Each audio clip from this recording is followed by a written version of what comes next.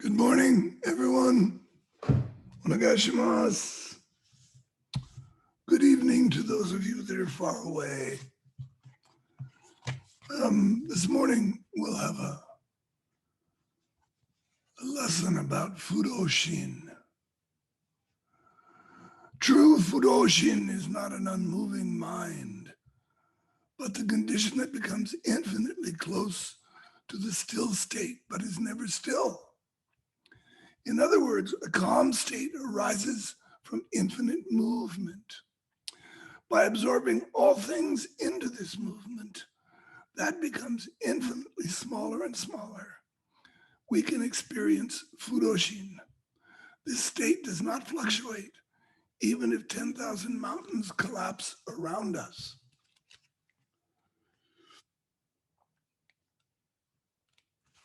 I just lost my place. So, what does this mean anyway? It says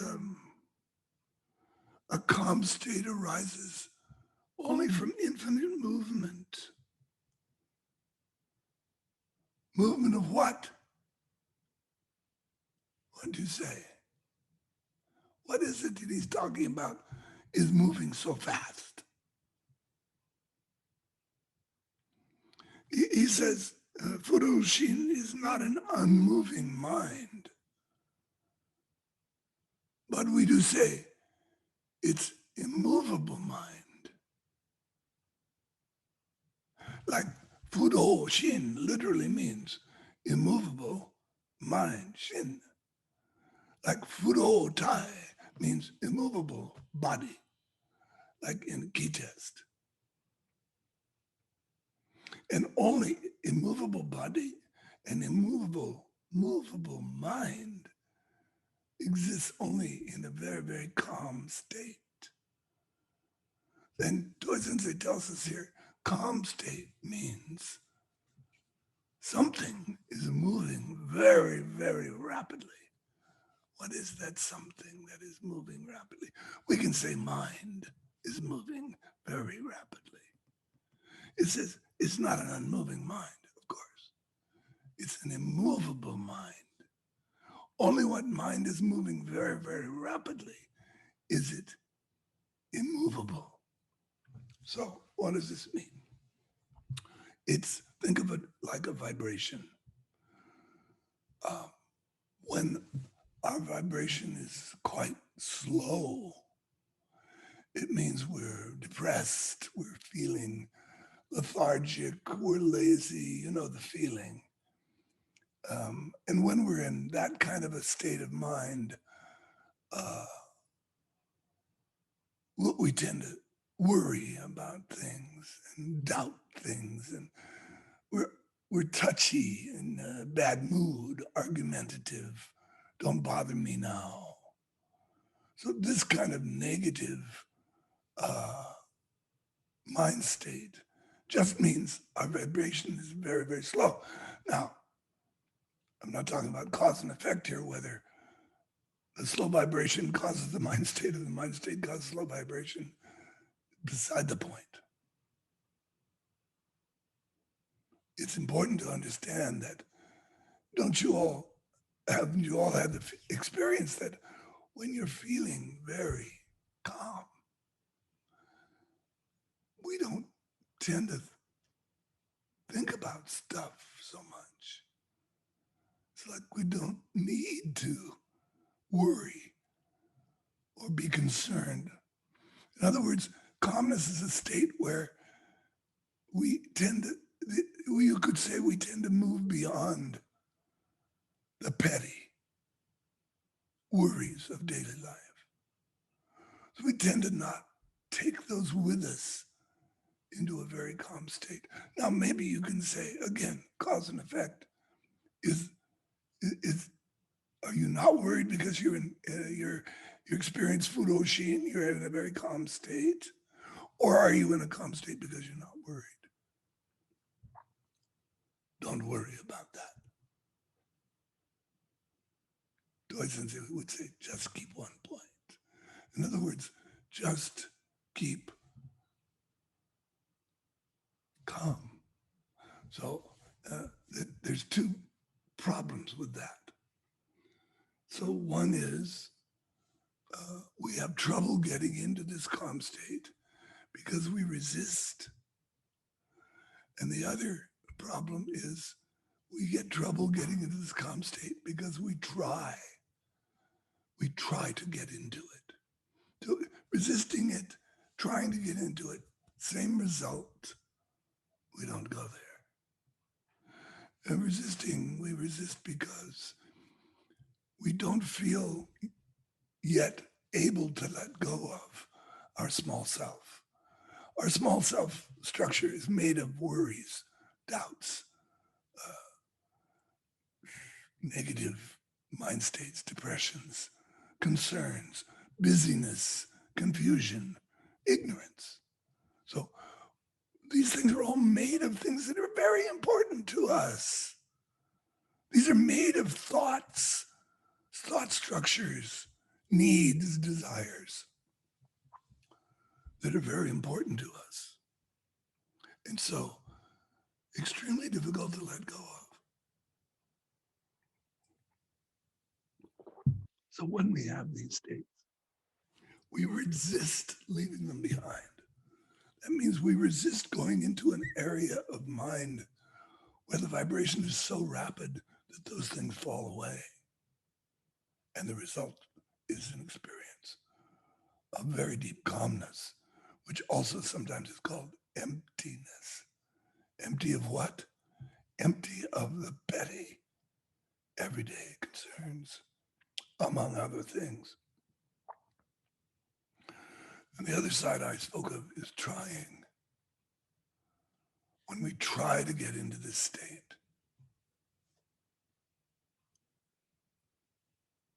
who is trying? Who wants to be relieved of this burden of petty concern? Well, it's the one who's made of petty concern. See, it's the one that thinks it's responsible for everything. It's the one that thinks it's why calmness comes around. So when suddenly you fall into calmness, that one thinks, how did I do that? I'll try to do that again later. No, I didn't do that. I fell away. That's why I always talk about this, like falling off a cliff backwards. Because it feels like that to me. Because it's letting go of, or just letting go of resisting and trying. And just, I know you've all had this experience to some degree or other, but just imagine being completely free. What a relief it is. What a relief to spend just a small moment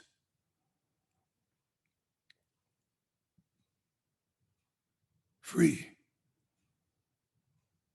of the bondage of ignorance that we're so wrapped up in so much of our life. Okay, we'll sit in a minute, but I have one other thing to say about this. I want you to practice this today. When we're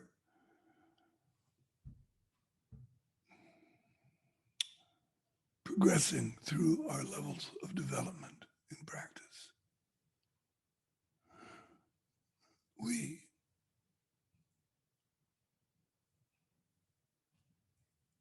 work away at our practice, whatever it happens to be. We sit, we meditate, we go to the dojo, we listen to the teacher, the teaching. We try to understand, we think, we look, we sit some more. And every once in a while we have a boom, a kind of an awakening, a little kensho, they call it, right? A little aha moment. When we have one of those, this creates, as you know, a sense of calmness in us, because what that is our mind suddenly being allowed to speed up, the vibration to intensify suddenly, more and more rapidly. Now, that's a little bump, right? So it doesn't last, does it? Maybe it might last a few moments. It might even last 2 or 3 days, but then it kind of drops off. But it doesn't drop off to where you were before, does it? It drops off just a little bit. You might not even notice it, but you're now carrying a more intense level of vibration.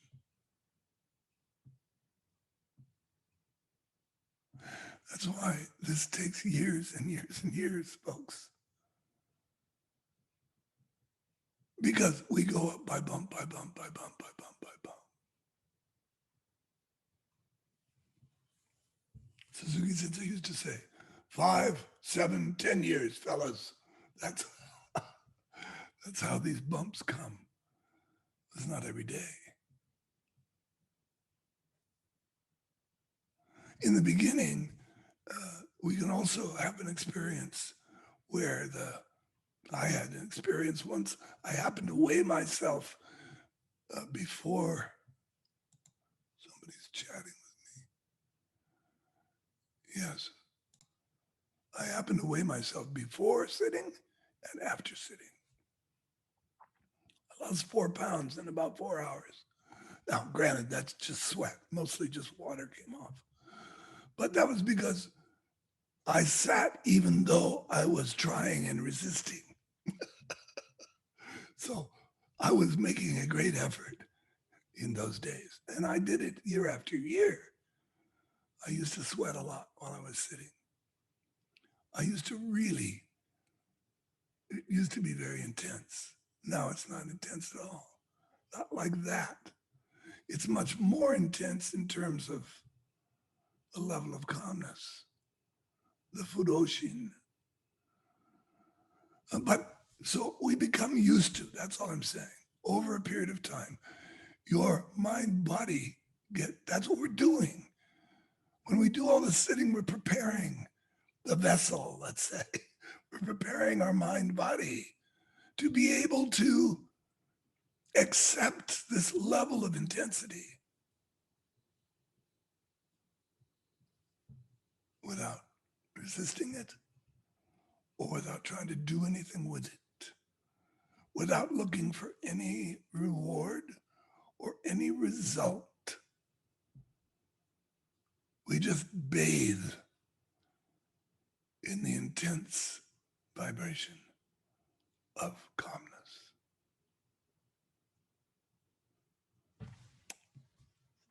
We call this Fudoshin in Aikido. Okay. Let's have some.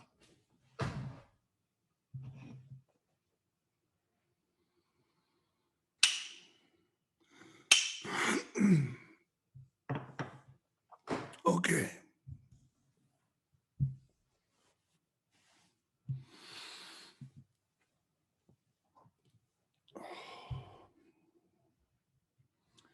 Some people ask why they have trouble falling asleep in meditation. The age-old question. So I always say that it's because you didn't prepare properly for meditation. Well, there's a lot of different things that can mean. For one thing, that's why I say it's much better to meditate first thing in the morning when you've just had a very good night's sleep. If you have a disciplined life, you've slept a nice number of hours and you're ready to go early in the morning. Whereas if you try to sit in the evening after and you're a householder and you've just worked very hard all day and maybe even had a big meal, chances are you're going to fall asleep. You're not well prepared. It's not a good time to sit. It doesn't always work like that. Like when I was in a 3-year meditation retreat, or if you're in the middle of a session, for instance, in Zen or something, you're going to sit all the time. But your body is not exhausted from that. Your mind may be tried, but you didn't do any work, so to speak of. Your body probably can sustain you, support you. You only fall asleep when your body needs to rest. So if you're tired, sleep. But if you're concerned about falling asleep during meditation, then a little more common sense in preparing for meditation will take care of that for you. Okay, so you've had a chance to sit for half an hour or so. Tell me what you think of Fudoshin, or something about your sitting.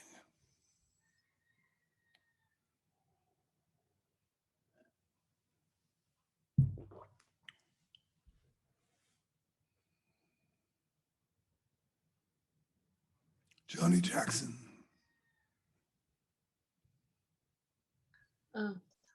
Hi, Priya had her hand up, but Oh, we'll hi, get to that, Sensei. Priya. Okay. Well, just now, this morning earlier, I was sitting and it started to rain, and I don't ever have trouble falling asleep sitting. First of all, ever. That's an alien thing to me. But the rain, maybe not for the first time, but the rain. There was no body. There was no me. There was. It is hard to put into words, but the rain just. It was quite an incredible experience. The rain. I hate to say I was the rain because that makes an I, but there was just the rain. Yeah, And that was yeah, I know you understand that. yeah. That was my wonderful moment for this morning. Yeah, so congratulations. That is a wonderful opportunity that doesn't come along every day. Um, yeah, so maybe other people might not have had an experience like that and might wonder what is she talking about? What is that? So let's just maybe let me say something about this in uh, in relative to or close to what we're talking about, Fudoshin. So when we think about Fudoshin, when mind moving very, very rapidly, it certainly is intense. But once you become adept at living in the face of that intensity, you don't any longer see it that way. I tell you, it's like standing, if you've ever done this, standing in front of a waterfall. When you first look at the waterfall, it's violent. It's whoa. It can really shake you up.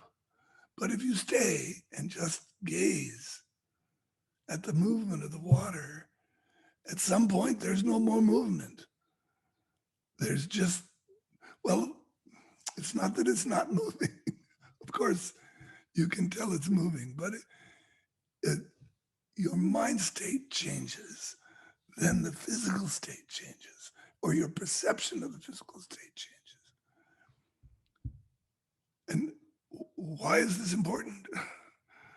Well, for one thing, it's very important to understand in an experiential way that how you see, how you experience the world is your state of mind, is how you are.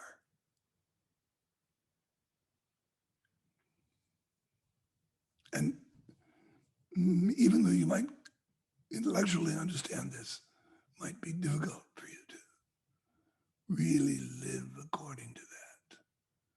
If we really lived according to that, we would never react to anything that happened in our life. Okay, thank you very much, Joni. Priya, you had your hand up. Let me just say one thing.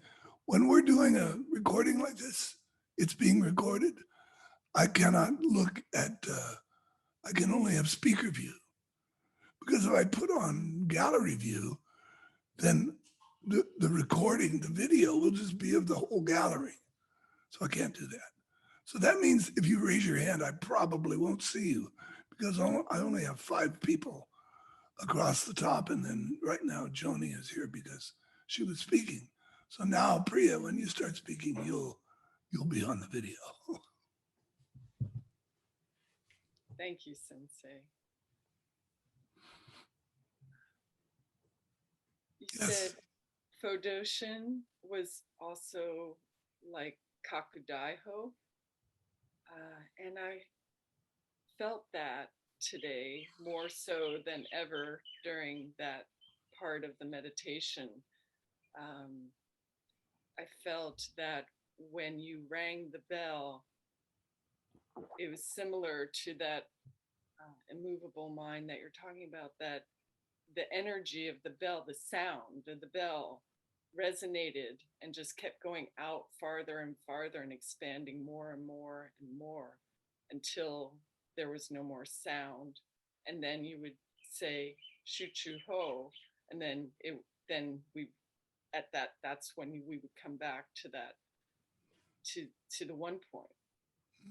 And so I felt it, expanding out and coming in with especially with the sound of the bell, more so today than I ever have before. And I just want to thank you so much for trying to put this into words. It's so difficult to try to, as Joni was saying, it's hard to explain, but you do so powerfully from your own experience that your words really help all of us to come to this state that you experience. And I just want to thank you so much for trying to, not trying, for being.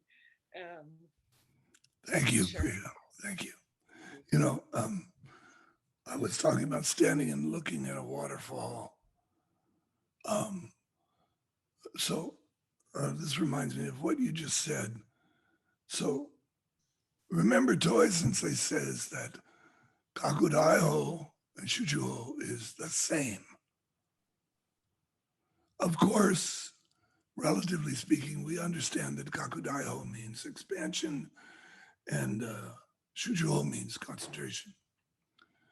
So those are 2 different opposite directions. But Toy Sensei says the experience must be the same. That's very much the same as watching the waterfall. Okay, when you're really sitting, there is no difference between here and there, coming and going, out and in.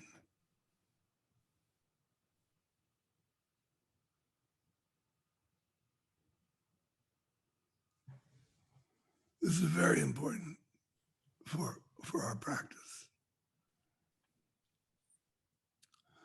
Maybe it sounds esoteric, but it's very practical in terms of if you're really into sitting. This is very, very important. You recognize. Thank you, Priya. Thank you. Someone else, please.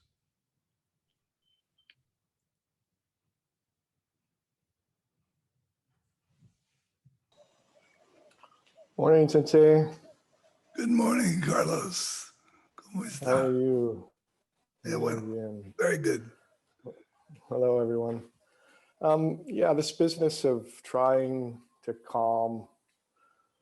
achieve this calmness. Last week you spoke about controlling our environment. It all reminds me of this thing I read not too long ago, that trying to control the mind is like trying to control an angry elephant. Right. So, I've been kind of sitting with this a lot, this trying business. And, it seems that it's related to how we identify with our thoughts, with our body. It's not real clear to me yet, how this all works in that sense, but I was wondering if you could share a little bit more about this tendency that we have to identify with that thinking mind, with that feeling, with our body. Even Yoda knows there is no try. There's only do. If the movie guys know it, see, then everybody knows it. There isn't anybody that didn't recognize what he meant. What I'm meaning to say here is it's like, it's a kind of a laziness. This business of letting our vibration go low. It's like we get kind of, I'm just going to lie down on the couch here and take a nap. We're very lazy people. We're very indolent, right? So we try to do things. Now, sometimes it works and sometimes it doesn't. I try, kind of attitude. So this is not, the teacher never does this. I don't mean I never do this, I do. But the teacher never does this. The one who's the teacher never, ever would consider allowing trying. There would be no trying because it doesn't exist. It's just an excuse for laziness. It's just an excuse for not doing it. It's like someone asking a student to do something, and somebody said to me the other day, well, if I have time, I'll take care of that. Well, so forget it then. I'll do it myself, or I'll ask someone else. Yeah, so that we don't think, we don't realize because we don't listen to what we say and what we think and what we're not noticing all the time. And that's the other part of this lower vibration, is that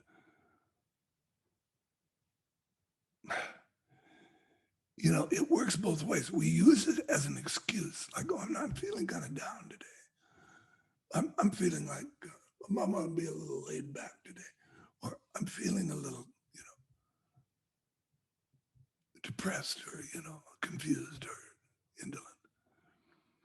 And on the other hand, we say, well, I'm just really exhausted, I'm so busy. I just can't get everything done. I have so much responsibility.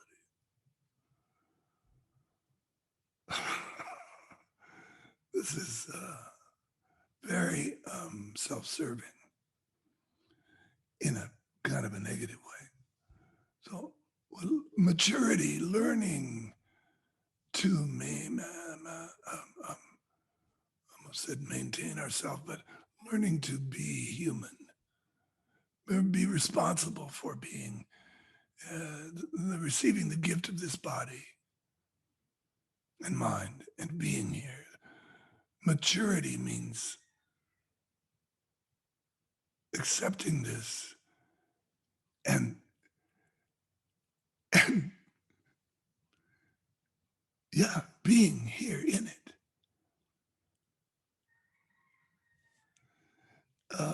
It doesn't mean we can't ever watch a program on TV and have a glass of wine. It doesn't mean we don't ever do that.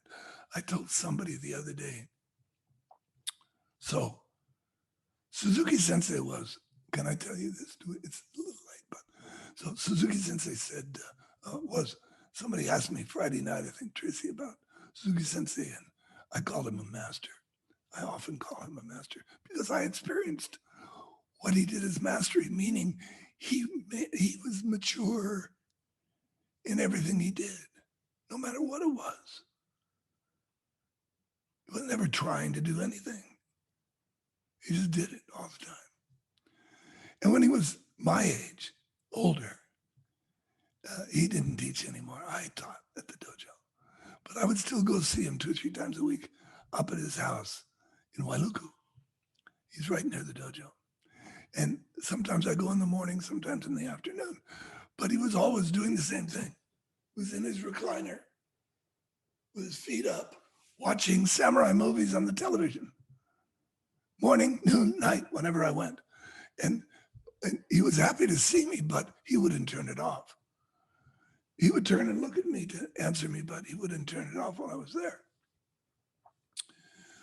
And after a few months of this, I finally said, Sensei, you're just sitting here watching TV all day. What's going on? And he looked at me like, well, it was like he was worried about me.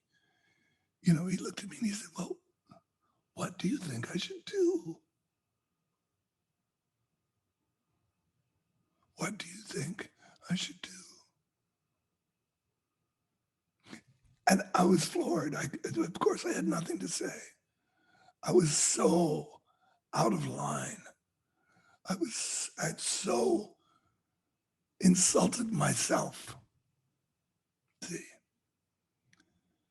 by trying to get him to do something that I thought would be more useful to me. It's just a horrible, horrible thing to do. But I'm sure at the time I didn't really get all of it. And he just smiled at me and looked back at his TV. Anyway, so it doesn't mean that there's any kind of prescribed way to be or thing to do. Everything is great, no problem. We just stop trying.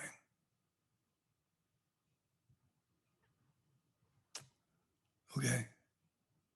Thank you. Thank you. Thank you, everyone, very much. Domo arigatou gozaimasu.